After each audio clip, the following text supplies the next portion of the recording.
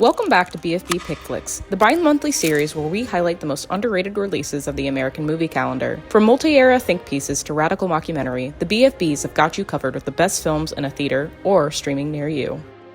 Sophy Romvari's Blue Heron is a semi-autobiographical film about navigating memory and grief through art. It follows a Hungarian immigrant family who moves to Vancouver Island in the 1990s as their eldest son Jeremy displays worrying and dangerous behavioral issues. The family's life is largely seen through the eyes of their 8-year-old daughter Sasha, and through fragmented remembrances and slices of life, we see moments both idyllic and disruptive, with Jeremy's behavior often tipping the scales in either direction. An absolutely inspired point of view shift in the final act is the key to the film's exploration of memory is mediated through image making. And although its approach is simple in its literalness, the dialogue and a couple of brilliant formal tricks elevate it into something emotionally devastating.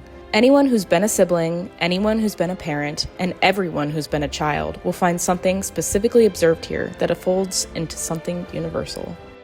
There's a certain kind of joy that comes with finishing a film and knowing it will stay in your memory forever. Lee Sang-il's Kokuho is exactly that kind of experience. It features an artistic way of life, likely unknown to most viewers, Japanese kabuki performance, and what seems like a very familiar plot, the classic tale of rising to the top of one's craft. Yet, everything here is told with great care, superior storytelling, and remarkable eloquence. Watching Kokuho also makes one realize the limitations of art awards, especially Western ones. From both a technical and emotional standpoint, no one could watch Ryo Yoshizawa's performance and fail to recognize it as one for the history books. It is the kind of portrayal that deserves a place in any compilation of the greatest acting performances of all time. He is an artist, he is a person, he feels real. The final act is emotionally flawless, crafted for anyone who loves to spend days reflecting on deeper meanings and what it reveals about our own lives.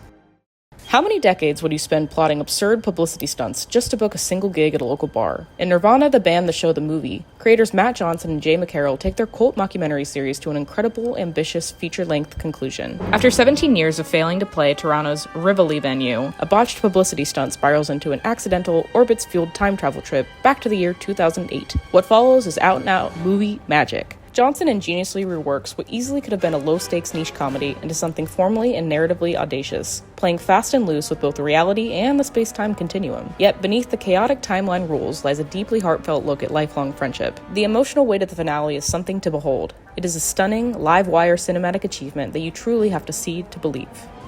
Mascha Schilinski's Sound of Falling won the Jury Prize at 2025 Cannes Film Festival, but rumblings about its enigmatic brilliance soon faded into the background of last year's major international film discourse. However, Mubi finally released it onto its platform in March, and now it's high time for the nearly 3-hour movie to get its second wind. A film about girlhood of the Gothic persuasion, this decade-jumping misery fest explores the intersection of eroticism and mortality, with the female body and the self-reflective gaze of its proprietor serving as catalyst for Saxony-set samsara. How do we relate to the suffering of others without experiencing ourselves? So contemplates the various women of a German farmstead over time, comparing and contrasting the threats, overt or benign, that lead women of all eras to doubt and to flee, sometimes to the clutches of death.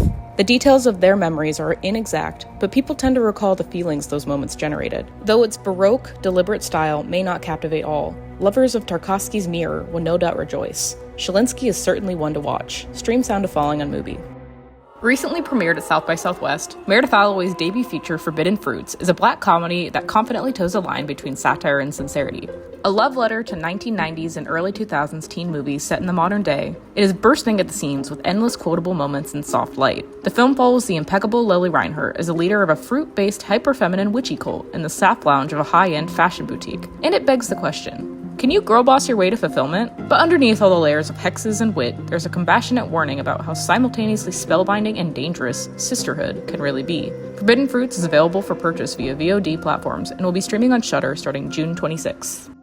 ldikó Enyedi's 8th feature, Silent Friend, is a lovely, patient work of art about our relationship to the natural world. Unlike anything you'll see all year, this triptych focuses on scientists at one university across 3 distinct periods: early 2020, the 1970s, and the early 20th century. These intertwined stories feature the great Tony Leung as a professor choosing to spend his early pandemic days communing with nature, Enzo Brum as a smitten student who falls for a woman and her botanical passions at the same time, and Luna Wedler as the first woman to attend this university. Across 3 branches, Enyedi ties them together through a shared human curiosity toward the unknown and how the unknown presents itself across decades. In just 1 century, our understanding of the nature that surrounds us has changed in tandem with how we see our own desires. But above these stories looms a ginkgo tree as strong as the human spirit and its endless desire to discover. Silent Friend is now in limited release from 1-2 Special and expanding throughout May.